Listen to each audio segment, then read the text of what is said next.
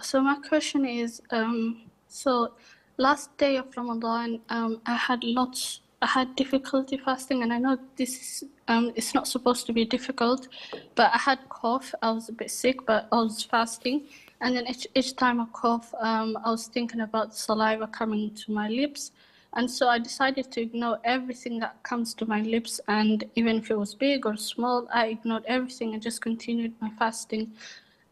So was this right? Yes, it was right, inshallah.